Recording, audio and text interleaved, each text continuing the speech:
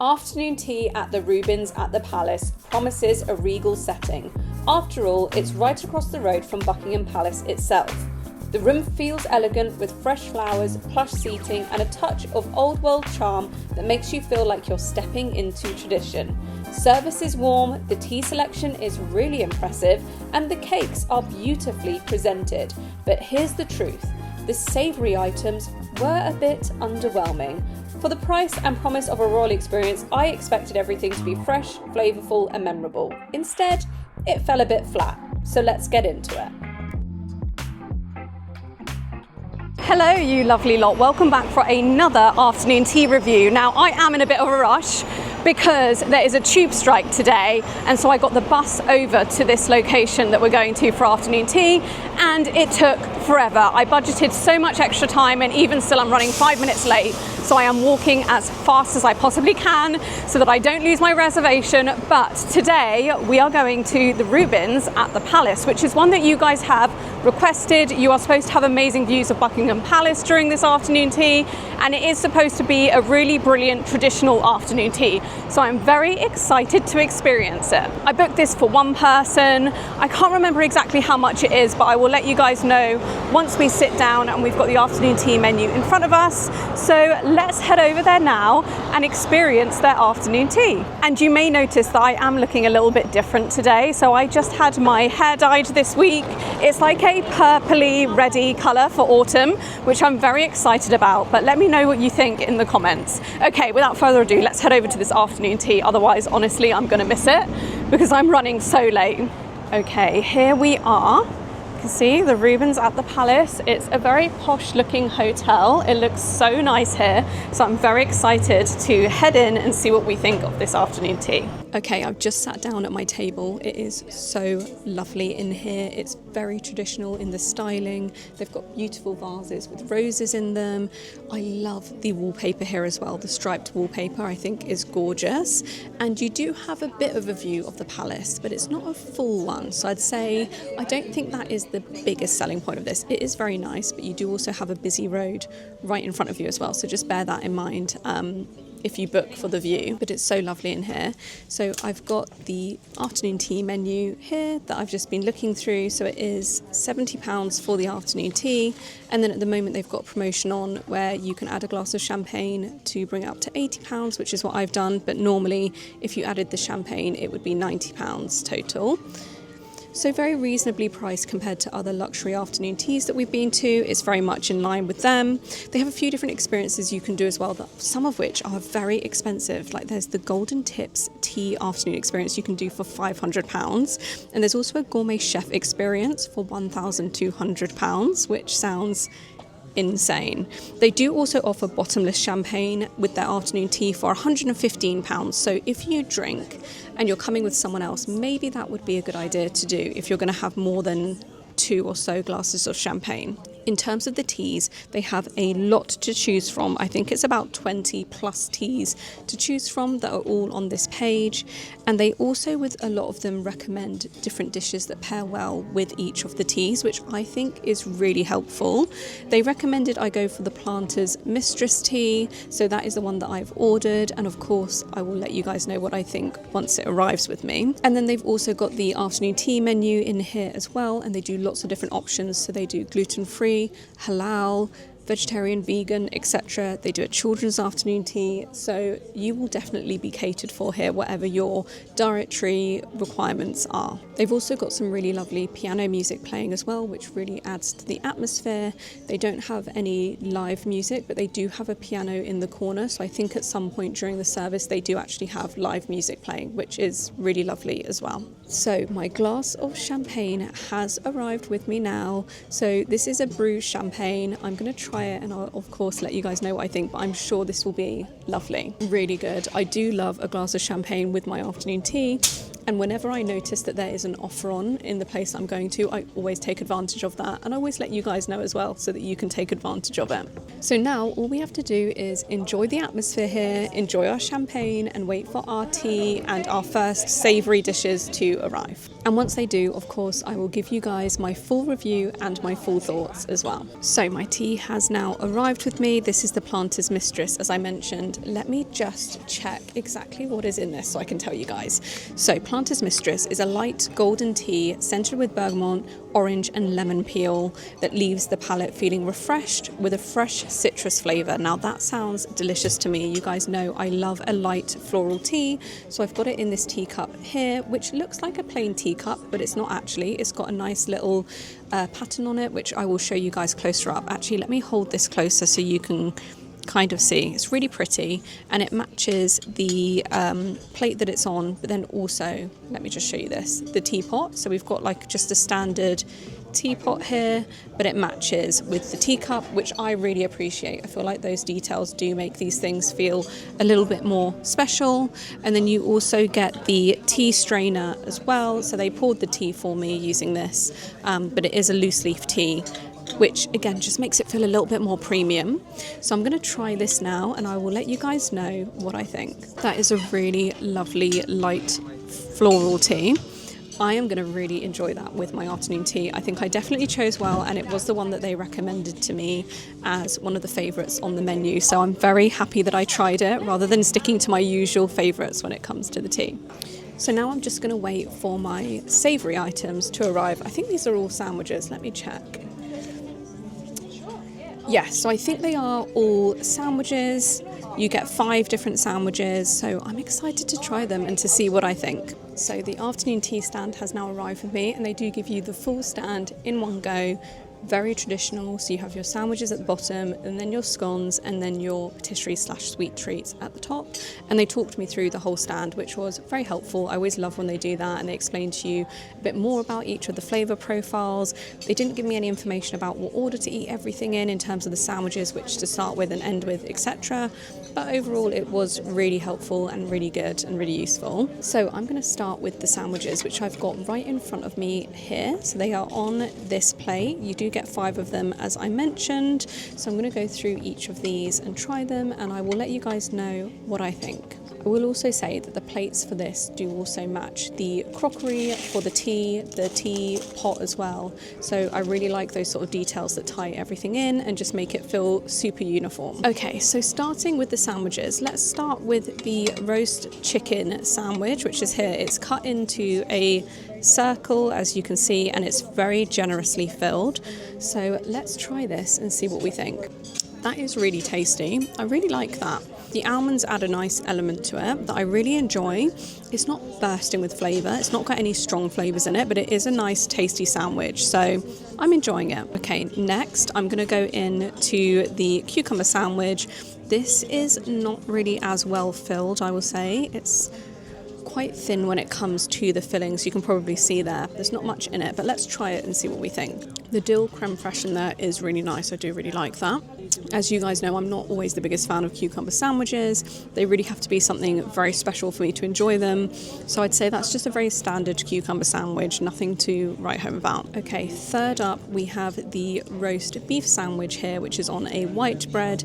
Again, I will say it's not very well filled. Now, I know people will say that with afternoon teas and finger sandwiches, they're not supposed to be properly filled, but I think with these experiences where they are very expensive, I do kind of expect a little bit more. I am going to try it and I will let you guys know what I think. It doesn't have too much flavour to it, I'm not going to lie.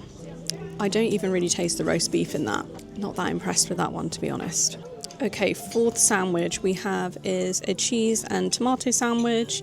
Let me turn it around so you can see the tomato in there as well. So this is what it looks like. Again, it's on a white bread and it's got a kind of crumbly cheese in it.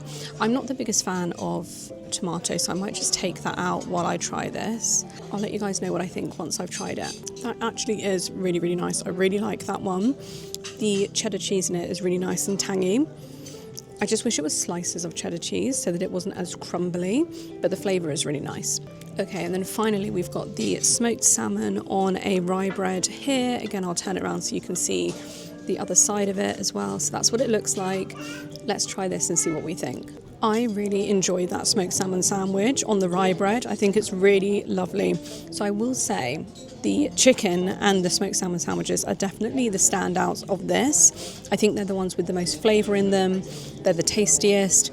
Overall, it's a bit of a mixed bag, which is such a shame because the location for this is gorgeous. It's such a beautiful setting, and I know that they want to keep it traditional, and that's why we've got traditional finger sandwiches. But I think there's so much you can do with finger sandwiches. It doesn't have to be plain and bland. So I'm going to finish these sandwiches off now, and then we'll move on to the scones, and I will let you guys know what I think of them. Okay, so I finished with the sandwiches now.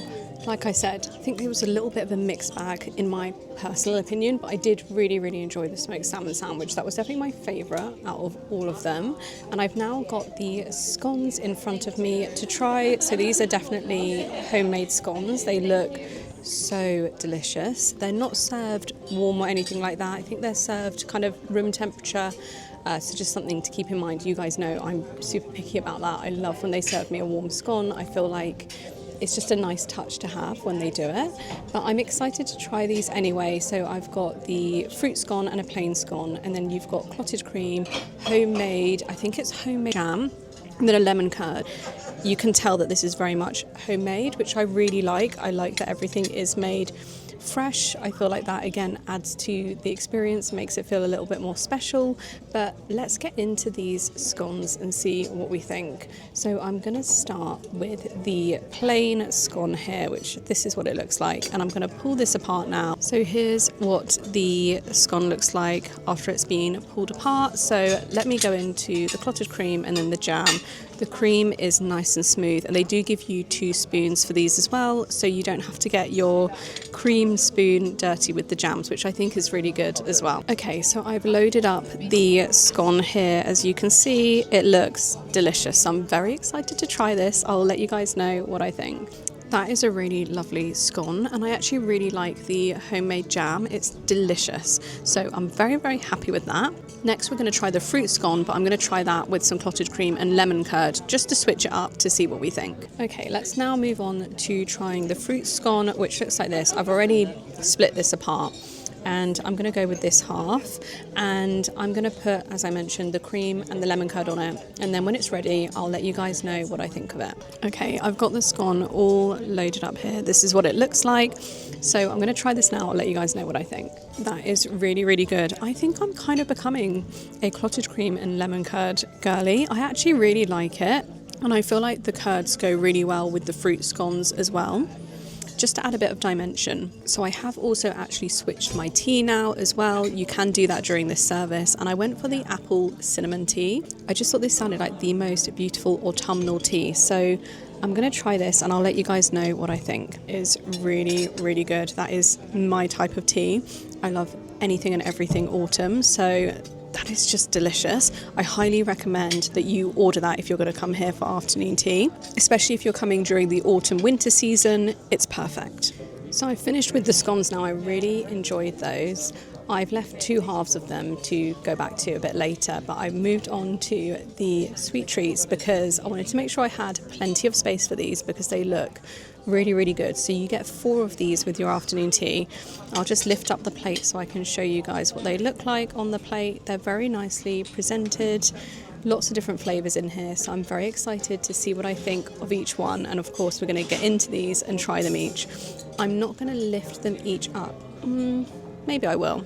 I don't know, I'm going to see how I get on, but if they're too fragile I'm not going to lift them up to the camera to show them to you individually, just because I don't want them to fall apart on me. So let's get started with these and see what we think. I'm going to open the menu up as well, just so I can make sure I tell you guys what flavours are included in each of these.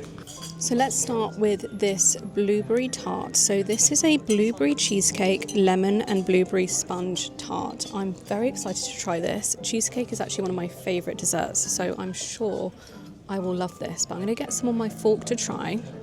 And once I've tried it, I'll let you guys know what I think. Okay, I've got some on my fork, so let's try this and see what we think. That is really nice and light. It doesn't have a very strong flavour in it, but to be honest, I quite like that for a cheesecake. I will say, I don't think it needs the sponge in the base. I think if they just put the blueberry cheesecake into the tart structure, I think it would be a bit nicer.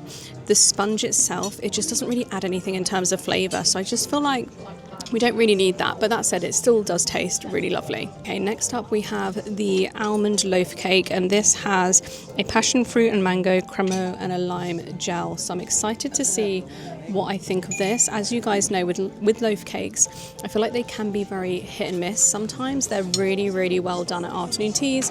Other times they feel a bit too heavy for this stage of the afternoon tea. But let's see what we think of this one. I'm going to cut into it and get a bit for me to try.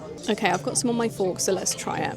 I really, really like that. The tropical flavours of the mango and the passion fruit and the lime as well really cut through the almond loaf cake. I think if they'd done a chocolate flavouring or anything heavier with that, it would be way too much. So I think it's really well balanced out. The loaf itself is a little bit dense, but it's quite a thin slice of it, so it's not going to be too overwhelming. Overall, I rate that. I think it's a really good loaf cake to include in the afternoon tea. Okay, the third sweet treat we've got to try is this Black Forest shoe bun, which looks absolutely gorgeous. I can't wait to cut into this. I'm sure it's going to be delicious. And I feel like Black Forest as a flavour is so perfect for autumn, winter. So I've got some on my fork. I'm going to try it and I'll let you guys know what I think. That I really, really like. I think that's actually my favourite of the three that I've tried so far. And the reason why is, like I said, the Black Forest flavour is just so perfect for autumn, winter. The cherry in that actually isn't too overpowering or overwhelming. It's paired with a really light vanilla cream, which I think just helps to keep it feeling really light and airy, because if you go too heavy on the flavours at this point, it can just be a bit overwhelming, especially after you've had sandwiches and scones. So I really, really like the way that that's been done. Okay, the final item we have is this raspberry crown, which I'm gonna literally just hold up for a few seconds because it feels like it could fall apart in my hands. It's very, very delicate, but I'm very excited to try it, especially as we are sat across from Buckingham Palace. So the flavours in this one are pistachio, olive oil cake, grapefruit marmalade, and a raspberry mousse. So I'm going to cut into this and get a little bit to try, and I'll let you guys know exactly what I think. I love the flavours of pistachio and raspberry together, so I'm sure I'm going to absolutely love this. Okay, let's try it. Okay, I've changed my mind. That is definitely my favourite of the four. Really, really like it. I will say the patisseries are really strong here. I think they're really well thought out. They're really good sizes, nothing too overwhelming, and they're just really, really tasty. I've really, really enjoyed them. So I'm going to finish off as much of these as I can, and then the rest, of course, I'm going to take home to finish off there. And once I'm finished with everything, I will let you guys know my overall thoughts of this afternoon tea and whether or not it is worth booking. Okay, now that I've finished everything, let's get into my final thoughts. So, I actually really love the setting of this. I think if you want a very traditional afternoon tea, if you want to come somewhere that feels a bit more historic, you've got the view of Buckingham Palace, which is really lovely, and it is an older, more traditional hotel, so I think it definitely wins on those points. And in line with that, the service has been really brilliant here. They're very attentive, they do check on you, they do ask you if you want to switch out for clean plates, they do offer you to try different teas, they make their own personal recommendations. All of that stuff I really, really love. And I just think it's got a lot of character, which is really, really nice, especially as a lot of afternoon tea locations can all kind of start to feel the same, especially when it comes to the decor. This one definitely has a lot of personality and character that feels very unique. On to the actual flavours of stuff. So the food, I think the sweet stuff definitely wins here. The patisseries were really, really lovely. I really enjoyed them. The scones were great as well. In terms of the sandwiches, not my favourite. I feel like it was a bit of a mixed bag, just personally for me, but they do have quite a good variety of different flavour profiles in there, so that's just kind of personal opinion. The teas, so lovely. I especially really liked the apple cinnamon tea. I really recommend you try that. And the additional glass of champagne in the promotion was really great as well. So overall, I do like this afternoon tea. I think if you want something traditional but with a bit of unique personality to it, I definitely recommend coming. And it's in such a great location. If you want to go and also see Buckingham Palace, this could be a good one to do before you go and have a look at Buckingham Palace or after. So yeah, those are my thoughts. So let's take a look at how the Reubens at the Palace compares to our current afternoon tea top 5. Now it is no surprise that it's not really anywhere close to this top 5. Personally, I think there are some better options out there for the same price point. I hope you guys have enjoyed watching this review. Let me know if there's any other places you want me to go to review afternoon tea, and I will see you in my next video.